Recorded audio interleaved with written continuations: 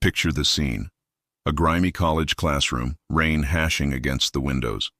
A skinny boy in tattered clothes holds his notebook as if it were his lifeline. Out of nowhere, the class bully, the well-heeled boy with the bling watch and designer backpack, grabs it out of his hands. "This trash? You call these notes? Pathetic." He chortles, flinging it back like so much trash.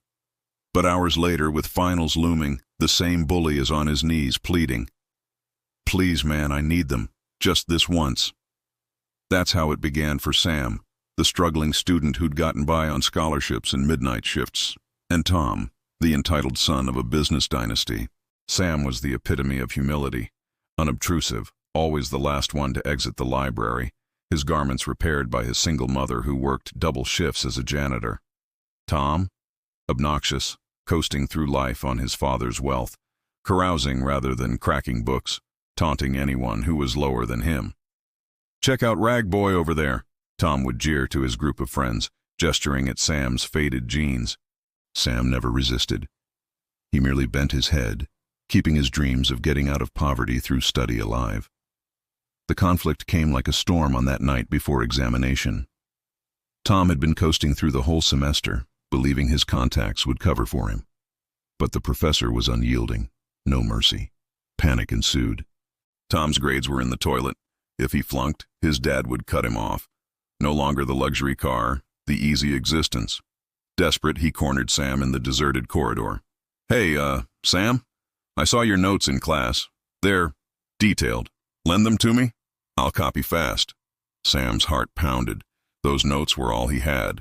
Hours of laborious effort, his sole advantage in a world against him. Borrowing them risked his grade. What if Tom wasn't back in time? What if he broke them?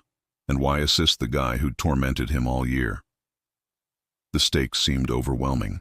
Sam's future riding on acing those tests, his mom's sacrifices at risk, dignity and kindness, moral weighing that might shatter him. But Sam didn't hesitate for long. He brought the notebook out with a soft sigh and handed it over. "Here, just take care." Tom's eyes opened wide in shock, snatching it away like a trophy. No apology, no thanks, just a grin as he took off running. Sam trudged back into the rain, second-guessing himself, blubbering into the downpour. Why assist someone who'd never regard him as equal? This is the turn of events that turned everything around. Tom didn't plagiarize the notes. He consumed them, staying up all night to cram, saving his bacon. He passed, barely, but it was enough to get him through. Sam didn't know that the notes ignited something in Tom. For the first time, he witnessed actual effort, actual brilliance. But life went on. Tom leaped into his father's business, pushing his way up with merciless fervor, becoming the CEO at 30. Sam? He was valedictorian but slammed into wall after wall, rejection letters, family bills mounting. Years slipped away, and Sam, now in his mid-30s, was barely getting by as a freelance tutor, his aspirations forgotten like his battered old notebook. Flash forward 15 years. The emotional toll of that long-past deed hung unsaid. Sam's history was tragic. Orphaned at a young age, cared for by a sick mom, he read by candlelight when the electricity went out. He was armed with kindness, having witnessed enough cruelty to ever be it himself. Tom, on the other hand, had his own demons. His arrogance was born of a cold, pragmatic father who put achievement above heart, compelling Tom to put down others to elevate himself. "Weakness is for losers," his father told him. But that evening, with Sam's notes, it sowed a seed of doubt. In the quiet times, Tom questioned the rag boy who'd given unasked. Lines from those times rang, Sam's mom speaking. "Son, kindness costs nothing but builds everything." Tom's internal voice after the exam. "Why'd he do it? I didn't deserve it." The middle of our narrative reinforces the heartstrings. Imagine Tom in his high-gloss office, an industry giant, but isolated, divorced, cut off from family. He had created a tech empire, but it rang empty. Sam, interviewing for a junior analyst position at Tom's firm, was as low as he could get. His mom had died, leaving him medical debt.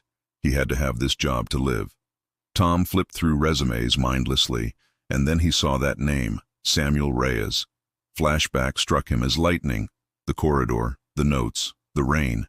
"Wait," Tom growled, voice breaking.